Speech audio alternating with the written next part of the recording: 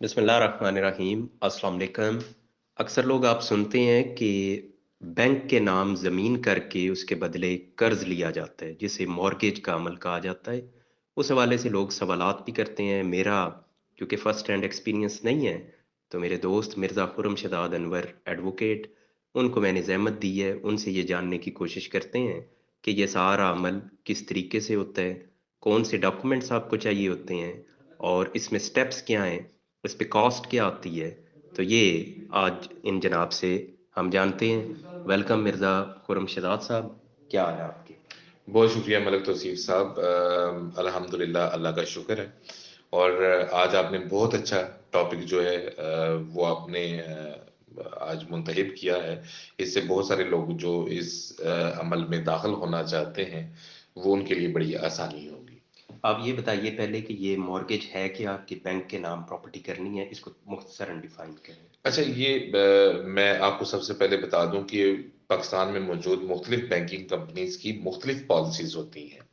तो हर बैंक अपनी पॉलिसी को लेकर ये जो मॉर्गेज का अमल है वो करता है।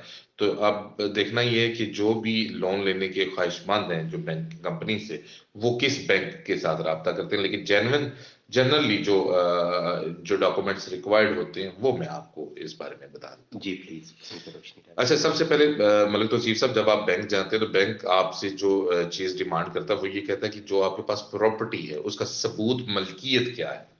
ठीक ठीक है। है। अब सबूत मलकियत आप जानते होंगे और हमारे बहुत सारे सुनने वाले भी जानते होंगे कि वो या तो वो रजिस्ट्री होती है जो आपके नाम पे हो, जिसके ऊपर जिससे ये साबित होता हो कि ये जो प्रॉपर्टी स्पेसिफिक आप बैंक को रहन रखना चाह रहे हैं ये आपके नाम के ऊपर है भी कि नहीं।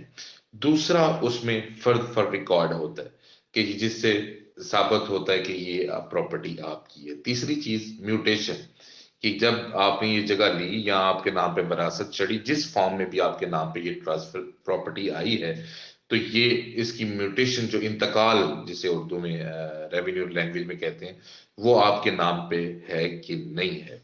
ठीक है। और उसके बाद जो बैंक मजीद जो डॉक्यूमेंटेशन आपसे वो डिमांड करेगा उसमें होगा फर्द फॉर NEC, फर्द for loan, X मसावी, building plan. ये चीजें जो हैं ये बैंक आपसे डिमांड कर सकता है। ठीक हो गया। अच्छा चलें, इसको थोड़ा सा आप एक्सप्लेन कर दें कि जो फर्द फॉर एनईसी है, ये आपको कौन जारी करता है? अच्छा, जैसे कि मलिक साहब, NEC एब्रिवेशन है, नॉन इनकम्बरेंस सर्टिफिकेट। क्या आया इस प्रॉपर्टी के ऊपर जो रहन रखी जा रही है, इसके ऊपर किसी किस्म का कोई बार तो नहीं है, इससे पहले इसके ऊपर कोई लोन तो नहीं लिया गया, या ये किसी जगह पे इससे पहले रहन तो नहीं रखी हुई। ये जो सर्टिफिकेट है बेसिकली ये साबित करता है कि इससे पहले इस प्रॉपर्टी के ऊपर किसी किस्म की कोई इस तरह का बार नहीं है, ना ही ये किसी जगह पे रहन रखी गई है, और ना ही इससे पहले ये प्रॉपर्टी किसी और बैंक के नाम पे या किसी और इंडिविजुअल के नाम के ऊपर ये रहन है। अच्छा, फर्द फॉर एनईसी के बाद आपने कौन सा मेंशन किया है? अच्छा, जो सबसे इसके बाद जो सबसे इंपॉर्टेंट डॉक्यूमेंट है वो फर्द फॉर लोन है, ठीक हो गया। जिसे हम रेवेन्यू लैंग्वेज में फर्द बराए हुसूल कर्जा कहते हैं।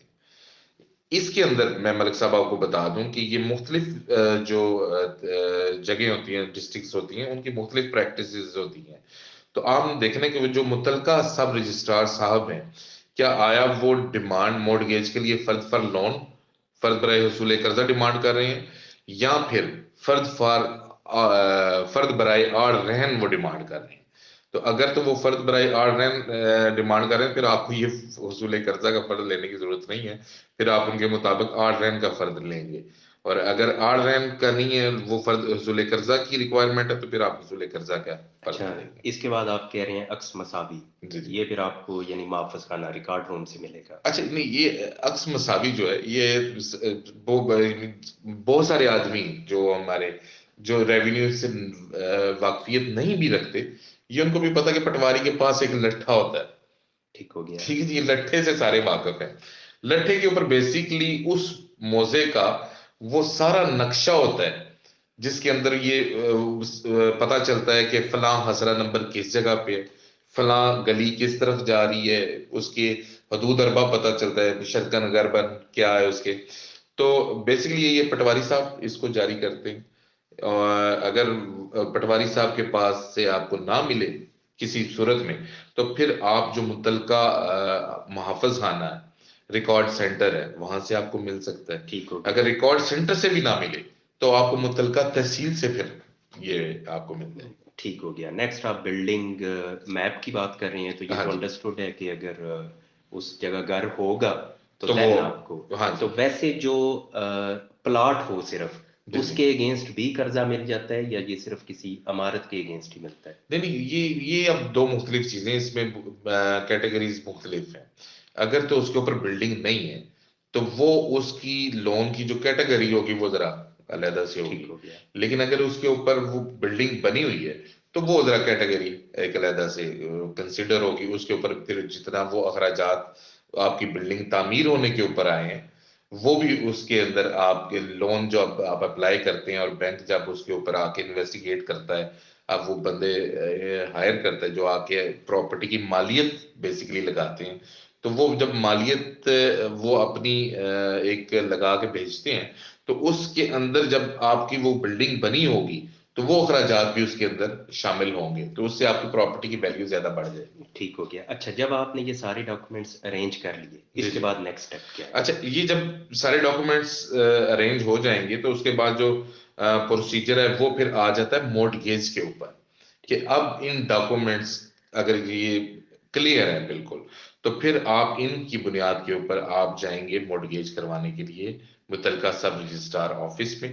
اس میں آپ جو اگر دیکھیں تو پنجاب کے اندر جو مورٹگیج کا جو ریٹ ہے، وہ سرکاری ڈیوٹیز یہاں پہ میں آپ کو بتا دوں کہ آپ بینکنگ کمپنی کے ساتھ جب مورٹگیج کریں گے تو وہ 0.45% ٹھیک ہے۔ ٹوٹل لون اماؤنٹ کے اوپر آپ کو وہ اسٹامپ پیپر ملیں گے بینک آف پنجاب سے، اچھا، یہ آپ چلان، سمجھنے کے لیے میں انٹرپٹ کر رہا ہوں، یعنی اگر 10 لاکھ کا قرضہ آپ لے رہے ہاں ہیں اس کے اوپر point four to five point four percent five یعنی 4,500 روپے ہاں جی، یہی بات ہے، ٹھیک ہے، بالکل، یہ کاسٹ آتی ہے۔ یہ کاسٹ آپ کی آئے گی۔ اس کے ساتھ آپ کو کمپیریزن فیس کا ایک 100 روپے کا چلان فارم ہوگا، وہ آپ کو چاہیے ہوگا۔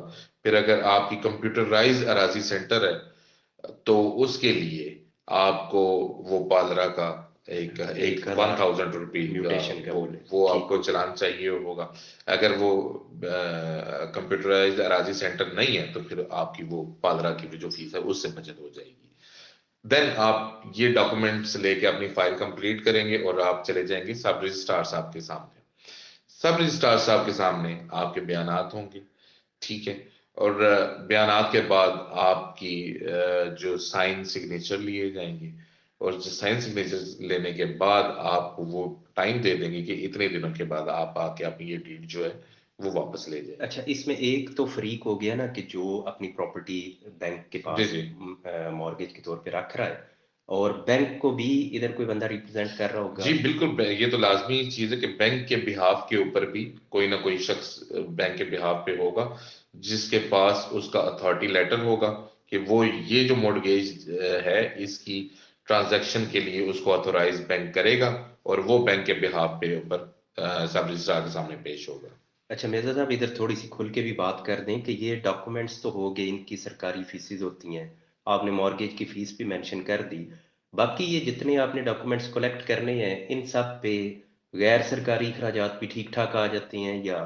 اچھا، یہاں میں آپ کو بتاتا چلوں کہ جو ہمارے ہاں جو سسٹم، جس سسٹم کے اندر ہم سروائیو کر رہے ہیں، تو یہ جتنی میں نے آپ کو ڈاکومنٹیشن بتائی ہے یہ 1 سے 2 دن کا کام ہے، ٹھیک ہو گیا، ٹھیک ہے جی، اگر ہم کسی سسٹم کے تحت چل رہے ہوں تو ادروائز، بلکہ جو گراؤنڈ ریالٹیز ہے اس کے اندر ملک توصیف صاحب میں آپ کو بتاؤں تو یہ یہاں پہ یہ والے ڈاکومنٹس اکٹھے کرنا یا یہ مورٹگیج کروانا، یہ آپ کو بالکل اسی طرح ہی جیسے آپ آسمان سے تارے توڑ رہے ہو۔ اچھا جناب، میں ادھر تھوڑا سا ایڈ ضرور کرنا چاہوں گا کہ جب ہم پرائیویٹ پرسنس کے درمیان کوئی ڈیل ہو رہی ہوتی ہے، کوئی رقبہ سیل کیا جا رہا ہوتا ہے، اس وقت اتنی ڈاکومنٹیشن ریکوائرڈ نہیں ہوتی، لیکن یہاں کیونکہ ایک سائڈ پہ بینک انوالو ہے، میں خود حیران ہو رہا ہوں کہ بینک تو ٹھیک ٹھاک آپ سے ڈیمانڈ کرتا ہے، جیسے یہ عکس مساوی کی بات ہو رہی ہے، اسی طریقے سے جو پہلے یہ ڈاکومنٹس کی پڑتال کرتے ہیں، ابھی انہوں نے ایک بات کا ذکر نہیں کیا لیکن جو میرے سامنے سے میں نے کچھ یہ عمل ہوتے ہوئے دیکھے ہیں کہ یہ ڈاکومنٹس آپ کے سارے چیک کیے جاتے ہیں، وہ کیا عمل ہے مرزا صاحب؟ اس پہ بھی تھوڑی سی اچھا، روشنی۔ اس میں یہ کہ یہ میں نے وہ ذرا شارٹ کرنے کے لیے، جی جی۔ سمجھانے کے لیے میں نے یہ بتا دی کہ ڈاکومنٹس کون سے چاہیے ہوتے ہیں۔ ہوں، جب یہ سارے ڈاکومنٹس کمپلیٹ ہو جاتے ہیں تو یہ بینک اپنے جو لیگل ایڈوائزر جو بھی ہوتے ہیں یہ ڈاکومنٹس ان کو بھیجتا ہے۔ لیگل ایڈوائزر ان کی سیکیورٹی نہیں کرتا ہے، ان ڈاکومنٹس کو، ایک ایک ڈاکومنٹ کو چیک کرتا ہے، اور اس کے بعد پھر وہ اپنا اوپینین جاری کرتا ہے بینک کے نام پہ کہ یہ میں نے ان کو چیک کر لیا تھارولی، اور اس کے اوپر میں مطمئن ہوں یہ جو پراپرٹی ہے یہ مورگیج ٹرانزیکشن کے لیے پرفیکٹ ہے۔ ٹھیک ہو گیا۔